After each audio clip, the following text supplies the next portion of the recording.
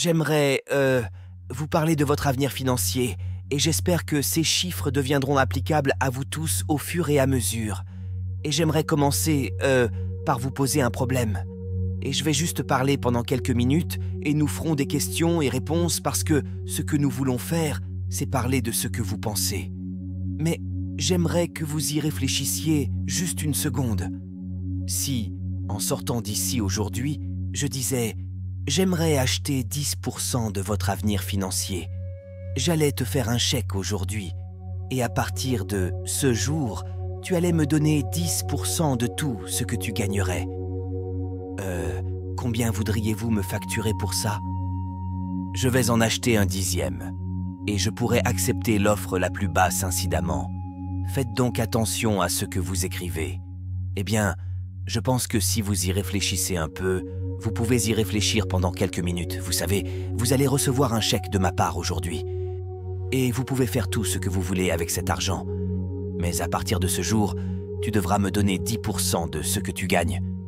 Je pense que ce serait très stupide de votre part, n'importe lequel d'entre vous, si vous demandiez moins de, disons, 50 000. Maintenant, il vous faudra quelques années avant de pouvoir gagner de l'argent. Et donc j'ai quelques années d'argent mort là-bas. Mais ensuite je commencerai à percevoir cette redevance sur vous au fur et à mesure. Donc je pense vraiment que si vous y réfléchissez, la plupart d'entre vous voudraient bien plus que cela. Je pense que tu aurais raison.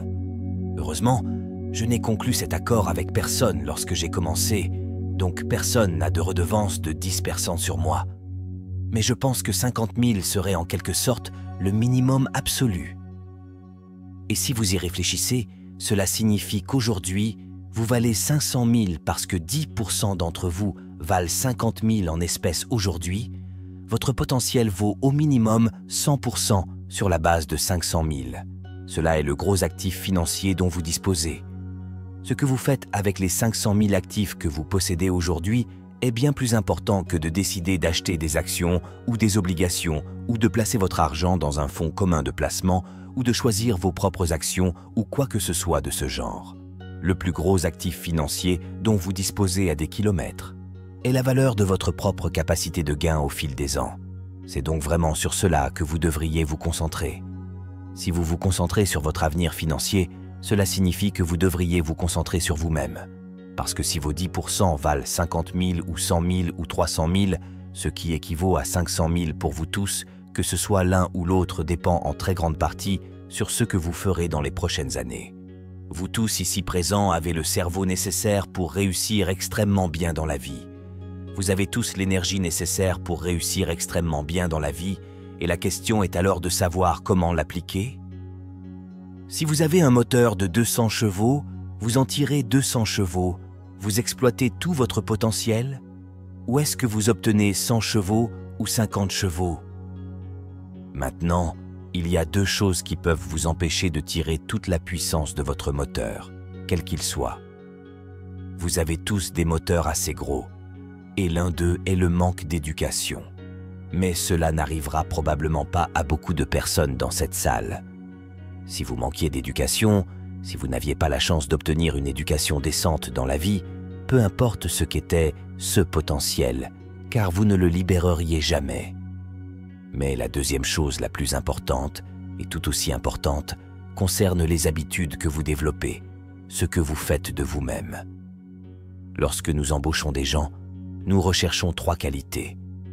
Nous recherchons l'intégrité, l'intelligence et l'énergie. Mais s'ils n'ont pas le premier, l'intégrité, les 2 autres vous tueront. Parce que si vous embauchez quelqu'un sans intégrité, vous voulez vraiment qu'il soit stupide et paresseux, n'est-ce pas? Je veux dire, vous savez, la dernière chose au monde que vous souhaitez qu'il soit intelligent et énergique.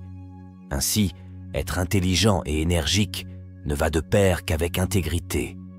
Vous prenez votre propre décision à ce sujet.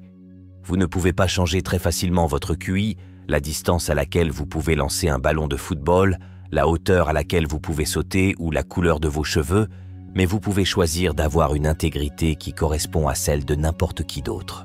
Et si vous associez cela à l'intelligence, à l'énergie, vous obtiendrez un résultat extraordinaire. Et vous seriez très stupide de me vendre 10% de vous-même pour 50 000. D'un autre côté, si vous ne parvenez pas à cela, votre potentiel restera dans une large mesure inutilisé. Et je vais vous faire un petit test simple à appliquer pour réfléchir au type d'habitude que vous souhaitez développer. Parce que vous pouvez avoir toutes les habitudes que vous voulez. Vous pouvez être paresseux, vous pouvez être rapide, vous pouvez l'être, vous pouvez être en retard, vous pouvez être honnête, vous pouvez prendre des raccourcis. Je veux dire, vous avez tous ces choix et ce sont des choix à faire. Personne d'autre n'allait les fabriquer pour vous. Et je vous suggère de jouer à ce petit jeu quand eux aussi pensent à la personne que vous aimeriez le plus être dans la vie. C'est peut-être l'un de vos contemporains, peut-être quelqu'un d'un peu plus âgé, mais choisissez la personne que vous admirez le plus, celle avec qui vous échangeriez votre place si vous le pouviez. Et puis écrivez pourquoi vous les admirez. Mettez-le simplement sur un morceau de papier. Et puis trouvez la personne avec qui vous aimeriez le moins changer de place et qui vous rebute vraiment. Qui trouvez-vous répugnant et énumérez les raisons pour lesquelles cette personne vous rebute autant et notez-les de l'autre côté du papier. Puis regardez cette liste et vous constaterez que tout sur le côté gauche, ce que vous admirez chez les autres, les qualités qu'ils donnent vie, la gaieté, vous savez, la générosité, toutes sortes de choses. Vous découvrirez que ce sont des choses que vous pouvez faire vous-même. C'est très simple. Vous devez vous appliquer, mais les habitudes que vous prenez en faisant cela dès le début vous guideront tout au long de la vie. Et d'un autre côté, vous découvrirez que les choses qui rendent les gens répugnants, l'égoïsme, l'odieux, toutes ces choses, l'égoïsme, sont des choses que personne n'est obligé d'avoir. Si vous les trouvez en vous-même, vous pouvez vous en débarrasser à condition de vous en débarrasser tôt. Donc, tout ce que je suggère, c'est que vous écriviez une liste de ce que vous admirez, de ce que vous trouvez méprisable. Et décidez que, vous savez, ceux du côté admiré sont ceux que vous allez acquérir pour vous-même. Et si vous faites cela quand vous êtes jeune, cela vous accompagnera tout au long de votre vie. Cela ne fonctionne pas si vous le faites à 50 ou 60 ans. À ce moment-là, les habitudes sont trop bien ancrées. Mais si tu le fais tôt, le comportement devient une habitude. Donc si vous faites cela dans 2 ou 3 ans, si vous faites le même exercice, vous découvrirez que la personne que vous admirez le plus, c'est vous-même.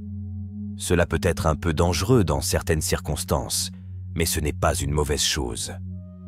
Je veux dire, tu veux être quelqu'un que tu aimes, et vous ne voulez pas être quelqu'un que vous n'aimez pas et prendre ces habitudes très tôt. Vous ne pouvez pratiquement pas manquer maintenant. Je vais vous donner un autre petit conseil. Ce n'est qu'un corollaire à ce sujet, puis nous passerons à vos questions. De manière générale, en tant que conseil financier spécifique, je dirais d'éviter les cartes de crédit. Oubliez-les. Nous sommes présents dans diverses entreprises qui émettent des cartes de crédit. Le public américain adore les cartes de crédit. Mais si vous commencez à emprunter de manière renouvelable sur les cartes de crédit, vous allez payer 18 ou 20%. Et vous ne pouvez pas progresser dans votre vie financière en empruntant de l'argent à 18 ou 20%. Vous pouvez gagner beaucoup d'argent en le prêtant à 18 ou 20% au fil du temps. Vous savez, si vous pouvez trouver quelqu'un de bon qui empruntera auprès de vous, mais vous ne voulez pas être du côté de l'équation qui est toujours en retard dans la vie. Tu sais, j'ai eu de la chance d'avoir économisé environ 10 000 à la sortie de l'école. Ces 10 000 valaient vraiment des millions. J'aurais peut-être gagné plus tard parce qu'après avoir fondé une famille et tout, les dépenses arrivent, mais c'était mes outils avec lesquels travailler. Mais c'était uniquement parce que j'étais en avance sur le jeu. Si vous êtes en retard de 10 000 € à un moment donné et que vous payez 18 ou 20% d'intérêt dessus, vous ne vous en sortirez jamais, vous savez. Vous ne vous en sortirez jamais. Donc le truc, c'est que j'ai un partenaire qui dit « Tout ce que je veux savoir, c'est où je vais mourir. Donc je n'irai jamais là-bas. » Vous savez, et c'est également vrai en matière financière. Vous voulez savoir où vous ne voulez pas être. À l'avance et évitez cela. Et je reçois environ une douzaine de lettres par jour de personnes qui ont de terribles problèmes. Et il y a 2 raisons pour lesquelles ils ont de terribles problèmes. La première est qu'un certain nombre d'entre eux ont eu des problèmes de santé. Je veux dire, ils ont vraiment été frappés par certains, ou un membre de leur famille a été touché par une sorte de maladie catastrophique. Et c'est, vous savez, c'est une chose terrible qui arrive à n'importe quelle famille. Et ils entrent, ils accumulent des factures qu'ils ne peuvent pas payer, et en réalité, seule la société peut résoudre ce problème. En termes de protection des gens contre ça, ce n'est tout simplement pas de chance. Mais l'autre vient de gens qui accumulent des dettes de cartes de crédit et ils sont au bord de la faillite ou ils ont déjà fait faillite une fois auparavant et ils doivent beaucoup d'argent et ils ne peuvent même pas payer les intérêts, encore moins payer le principal, et la moitié de mes lettres viennent de gens comme ça, et ce problème est évitable. Une maladie catastrophique ne l'est pas, mais la dette de carte de crédit est quelque chose que vous apportez vous-même, et c'est bien mieux. C'est bien plus facile de rester en dehors de cela. Des ennuis plutôt que de s'en sortir financièrement. Et je vous garantis que si vous avez une grosse carte de crédit, vous aurez des ennuis, probablement pour le reste de votre vie en termes de situation financière. D'un autre côté, si vous prenez de l'avance, même si c'est à une échelle très modeste, de sorte que l'argent provient de l'investissement et que vous, les gens vous doivent de l'argent ou des actions, vous êtes propriétaire. Vous aurez une longueur d'avance par rapport au fait de payer, en étant toujours en train de payer, vos créanciers chaque mois. Donc, mon conseil est le suivant. Si vous ne pouvez pas payer pour cela, ne l'achetez pas et mettez-vous dans une position où vous pouvez payer pour n'importe quoi. Et puis nous serons heureux de le voir. Borsheim du marché du meuble du Nebraska. Maintenant, posons quelques questions. Avons-nous un micro auquel les gens peuvent accéder ou qui se déplacent ou quoi que ce soit qui vous préoccupe? Renseignez-vous. Ne soyez pas timide. Comment conseilleriez-vous des personnes qui ne se lancent pas nécessairement dans un domaine de carrière dans lequel vous gagneriez un salaire, comme la médecine ou quelque chose comme ça, peut-être, les arts du spectacle ou la musique? Que nous conseilleriez-vous pour suivre financièrement le reste du monde?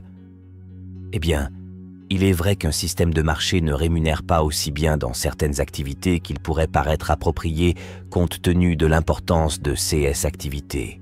La société prend simplement l'enseignement, par exemple, je veux dire, l'enseignement n'est pas bien payé. Et quoi de plus important? Je veux dire, vous savez, vous devez être aussi intéressé par qui vous êtes, les professeurs de vos enfants, que par qui est votre comptable, ou vous savez, peu importe, ou qui remporte le titre des poids lourds du monde, ou ce genre de choses, mais ça ne paie pas bien.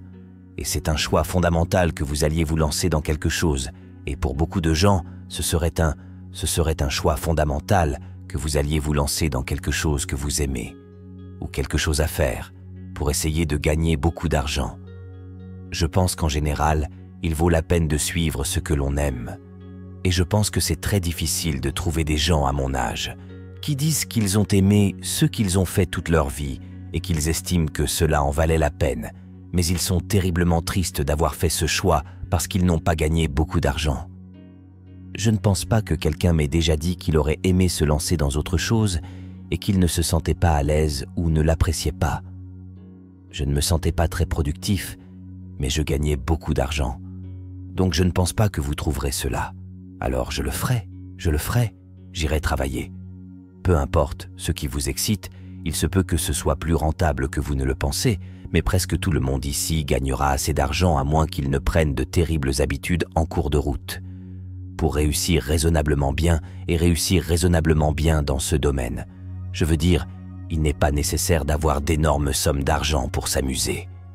Je me suis bien amusé quand j'avais 10 000 $ par an et je vis dans la même maison que celle dans laquelle je vivais lorsque je faisais, quand j'en avais à peu près ça. Je l'ai achetée il y a 41 ans. J'ai aimé la maison, puis j'ai aimé la maison. Maintenant, je veux dire, si vous y réfléchissez, si vous avez un travail raisonnable, vous mangerez chez McDonald's et je mangerai chez McDonald's. Nous devons donc continuer à insister sur la nourriture. Je veux dire, tu sais, en fait, j'espère que c'est Dairy Queen, en fait.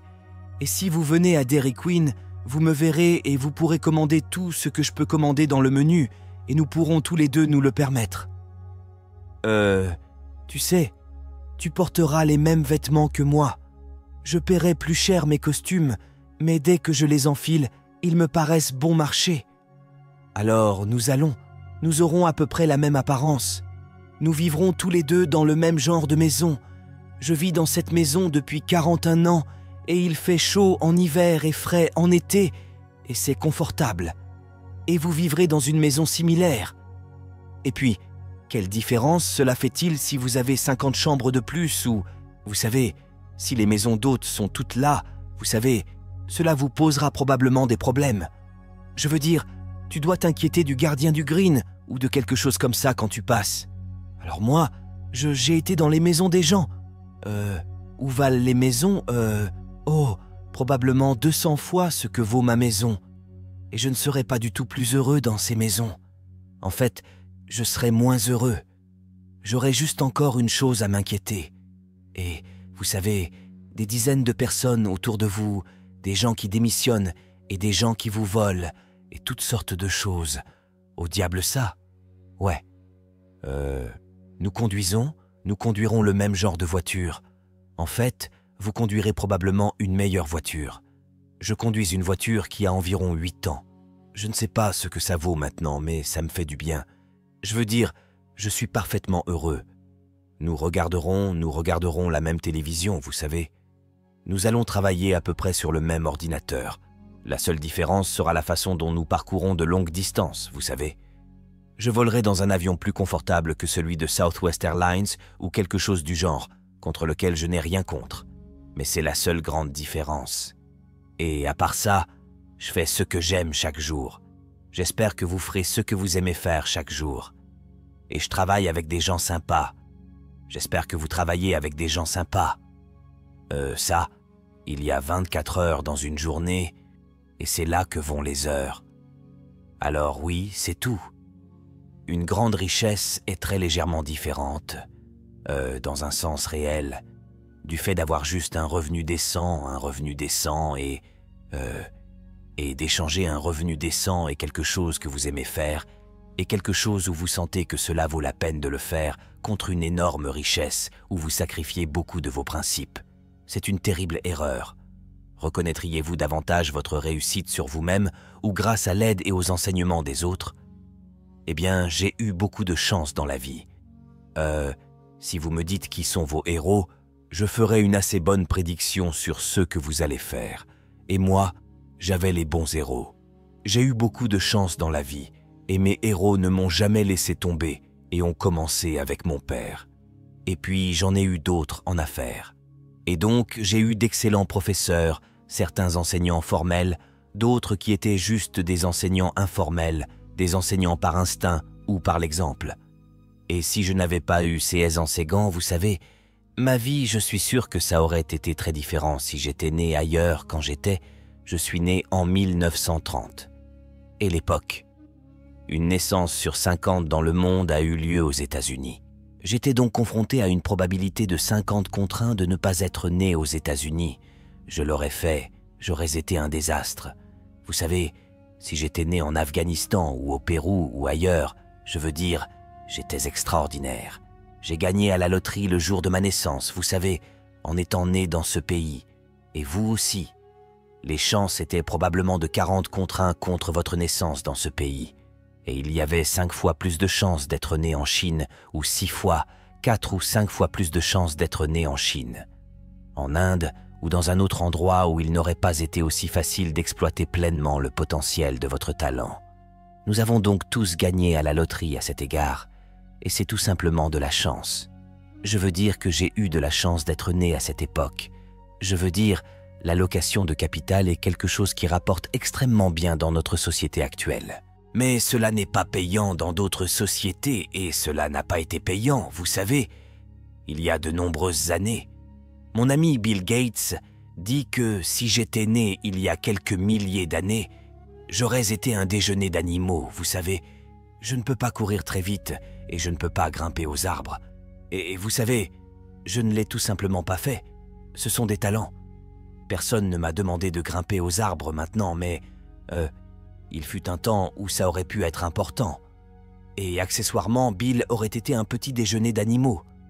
Je veux dire, il ne peut pas non plus courir aussi vite, mais de toute façon, tu sais, Nous avons de la chance. Je veux dire, imaginez simplement être né il y a quelques centaines d'années avec exactement les mêmes talents et jusqu'où il vous aurait mené alors. Vous savez, la personne moyenne avec qui elle vit bien mieux que la personne la plus riche a vécu 100 ou 150 ans. Donc j'ai de la chance à cet égard, chanceuse d'être née de parents formidables. J'ai eu la chance d'avoir grandi à Omaha et dans un excellent système scolaire public. Je dois commencer ici dans les 8 premières années. Cela m'a donné une base qui plus tard, lorsque j'ai quitté la piste à plusieurs reprises, m'a permis de m'en sortir parce que j'ai eu une excellente éducation primaire ici même, à Omaha, à Rose Hill. Et l'une des raisons pour lesquelles je l'ai eue par hasard est plutôt malheureuse, mais j'ai eu une excellente éducation. En partie parce que les femmes étaient énormément discriminées. Et donc, une femme à cette époque pouvait être enseignante. Elle pourrait être secrétaire. Elle pourrait être infirmière, vous savez, et c'était tout. Vous disposiez donc de la moitié du vivier de talents aux États-Unis, limité à quelques emplois seulement. Donc, vous aviez une abondance de talents, dans C&S activités comme les soins infirmiers ou l'enseignement parce que ce talent chez les hommes était réparti dans tous les actes, toutes les formes d'activités professionnelles, mais avec les femmes, c'était concentré dans quelques zones. Et ça m'a profité, c'est un peu triste parce que ça n'a pas profité à ces professeurs, mais j'ai eu beaucoup de chance. J'ai vraiment été comme ça, toute ma vie, et ce que je fais, c'est quoi ce que je fais est important, comme vous le savez, ce que fait un bon professeur ou une bonne infirmière ou quelque chose du genre. Vous savez, je pense que c'est assez discutable. Cela rapporte énormément dans une économie de marché comme celle des États-Unis. Mais c'est un accident. Cela n'avait rien à voir avec mes capacités innées. La technologie de M. Buffett a été un facteur important pour stimuler l'économie mondiale. Quelles sont vos prédictions pour l'avenir de l'industrie technologique et quel est son rôle futur dans l'économie mondiale et aux États-Unis? Eh bien, cela ne fait aucun doute. Cela bouleverse le monde. C'est déjà fait un peu, mais ça va, vous savez. Ça ne fait que commencer, mais ça avance très vite. J'ai rencontré Gates le 15 juillet 1991. J'étais là-bas pour une célébration du 4 juillet avec un ami qui est décédé par la suite dans un Greenfield avec le Washington Post. Et elle nous a emmenés rendre visite à la famille Gates. Et il a essayé de m'éduquer sur la haute technologie. Et il avait eu plus de chance avec les chimpanzés. Je veux dire, j'étais vraiment un désastre, mais c'est un bon professeur. Mais une chose qu'il m'a dit, c'est qu'à l'époque, il a dit « Vous savez, vous avez ce modèle dans votre tête du monde, et votre modèle a le temps et la distance, comme facteurs très limitants. » Et il a dit qu'il ne constitue plus des facteurs limitants. Il a dit « Vous savez, le coût pour parler à quelqu'un dans le monde, ou pour faire passer votre message devant quelqu'un ou pour le publier, il a dit « Ça va être nul ou si proche de zéro, ça ne fait aucune différence. » Et vous savez, c'était révolutionnaire, mais cela se produit déjà d'une manière très importante, et c'est juste 8 ans plus tard, et ça explose. Donc la technologie de l'information de haute technologie, peu importe comment vous voulez l'appeler, est en train de changer le monde, et elle va le changer d'une très très grande manière. Et ça va changer. Je veux dire, c'est l'une des choses auxquelles je pense dans les entreprises que nous achetons. Nous avons annoncé l'achat hier d'un détaillant de meubles à Boston, dans la région de Boston. Et vous savez, je me demande quel effet ce nouveau monde a-t-il en termes d'Internet sur la vente au détail de meubles. Je veux dire, tu dois réfléchir à des questions comme celle-là. Les changements seront énormes. Je le ferai. J'ai joué au bridge hier, avec des gens dans tout le pays, mais j'y ai joué avec des gens du monde entier. Je viens de m'asseoir sur mon ordinateur et j'ai du popcorn là-bas et je suis en kaki et un pull. Et moi, je peux faire une partie de bridge en 30 secondes avec des gens du monde entier et sans aucun frais. Vous savez, c'est très différent d'essayer d'organiser un match avec 4 personnes à Omaha. Vous savez, un jour où un gars veut jouer au golf et un autre veut regarder du baseball. Et je veux dire, c'est ça change les choses d'une manière énorme. Nous sommes très chanceux. Je veux dire, cela dépend de la mesure dans laquelle les États-Unis sont en tête du monde dans ce domaine. Je veux dire, nous avons une piste. Il est difficile de penser à qui occupe la 2e place. Et il y a une quinzaine d'années, ce pays souffrait d'un complexe d'infériorité. Il serait difficile pour vous de vous en souvenir parce que vous n'étiez pas assez vieux pour être là à ce moment-là. Mais au début des années 80, on se demandait si les Allemands et les Japonais allaient tout posséder, et s'ils fabriquaient tout l'acier et toutes les voitures, et les téléviseurs, et nous allions retourner des hamburgers. C'était la ligne standard. Et imaginez simplement que sur une courte période, environ 15 ans, cela a changé de manière importante, et a changé à cause de cette information, une révolution où nous, comme je l'ai dit, je ne sais pas qui vous nommeriez au 2e rang mondial, mais voici l'industrie la plus importante au monde. Et les États-Unis ont cette position incroyable, et nous évoluons constamment avec cette position. Je pense donc que cela plaide en faveur d'un avenir formidable pour le monde au fil du temps.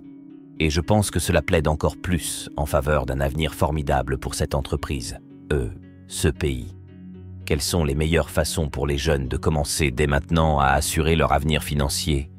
Et pourquoi? Pour assurer leur avenir financier. Oh, eh bien, ce n'est pas le CA. Ce n'est pas très compliqué. Cela revient à utiliser pleinement ses propres talents d'abord. Je veux dire, la différence entre le fait que vous gagnez X, 2X ou 3X par an, dans 20 ans, sera fonction de votre qualité et non de votre talent. Mais comment, dans quelle mesure utilisez-vous les talents que vous possédez déjà? Et c'est donc votre meilleur avenir financier. C'est votre propre capacité à le faire. D'utiliser ces capacités à leur potentiel et ils ne peuvent pas l'accepter. Cela ne peut pas vous être enlevé. Vous ne pouvez même pas le taxer. Je veux dire, vous savez, la plupart des choses, si vous le voulez, si vous voulez un bien immobilier, s'il double les impôts, il double les impôts et cela change. Votre propriété sur la propriété parce que maintenant, en fait, les autorités fiscales en possèdent une plus grande partie parce qu'elles ont un plus grand contrôle sur les flux de revenus. La même chose pour presque tous les actifs que vous possédez. Mais ils ne taxent pas ce que vous avez en tête et ils ne mettent pas à l'épreuve votre capacité à commencer à performer lorsque vous arrivez au travail le matin et à terminer le soir, à votre potentiel. L'une des choses qui m'étonne, c'est la façon dont les gens qui réussissent vraiment bien vous sautent dessus une fois que vous dirigez une entreprise. Quand je suis sorti de l'école, je pensais que tout le monde se comporterait de cette façon, mais ce n'est pas le CA. La plupart des gens vivent en quelque sorte en somnambulisme, et si vous ne le faites pas, vous vous démarquerez. Donc, la chose la plus importante pour votre avenir financier, c'est vous-même. Maintenant, au-delà de cela, il s'agit toujours d'être en avance plutôt que d'être en retard. Cela économise un peu importe la façon dont vous le faites. Je veux dire, j'ai livré des papiers. Je travaillais pour quelques centimes. J'ai vendu des balles de golf. J'avais un flipper à proximité. J'ai fait beaucoup de choses qui m'ont permis d'en accumuler environ 10 000 à la sortie de l'école. 10 000 ne va pas aussi loin aujourd'hui qu'à l'époque, mais il est extrêmement important d'avoir quelque chose pour avoir une longueur d'avance et ne pas rester en retard sur le jeu. Je veux dire, juste, vous savez, si vous comptez courir 100 mètres contre un groupe de personnes dans la vie, si vous pouvez le comprendre de telle sorte que lorsque le coup de feu explose, vous ayez 10 ou 15 mètres devant au lieu de 10 ou 15 mètres derrière, cela va faire une énorme différence dans le résultat de cette course. Donc, avoir des ressources nettes ne fait pas beaucoup de différence, qu'elles soient en action ou en obligation, à mon avis, mais ne pas avoir de dette quand cette arme explose, quand tu sors de l'école. C'est un énorme avantage d'être derrière le jeu, vous savez. Cela peut venir de la livraison d'un journal le matin, cela peut venir d'un travail à temps partiel quelque part, mais mettez de côté quelques dollars pour vous-même. Mais pour que le moment venu, vous entrez. Lorsque vous entrez sur le marché du travail, vous êtes en avance et non en retard. Et puis, une fois sur place, ne prenez pas de retard en achetant tout un tas de choses que vous pensez payer un jour, alors que vous payez 20% d'intérêt entre les deux. Je me demandais, avec l'augmentation des coûts de l'éducation aujourd'hui, que peuvent faire les étudiants pour faire face à leurs dettes une fois qu'ils ont quitté l'université? Eh bien, c'est une question difficile. Je veux dire, je suppose que je le rembourserai aussi vite que possible et que je contracterai le moins de dettes possible. Et avant que ce moment n'arrive, et je dirai cela d'après mon expérience. En affaires, il y a très peu de différence, voire aucune, entre une formation commerciale très coûteuse et ce qui est disponible pour beaucoup moins d'argent. Alors je suis allé à l'université du Nebraska à Lincoln lors de ma dernière année à l'université. Je suis allé à Wharton quelques années auparavant. J'ai appris autant à l'université du Nebraska qu'à Wharton, et ce n'est rien contre Wharton. Je veux dire, c'est juste que nous avions une très bonne école ici. J'avais des professeurs formidables à Lincoln, et donc je ne supposerais pas cela si je payais quelques milliers de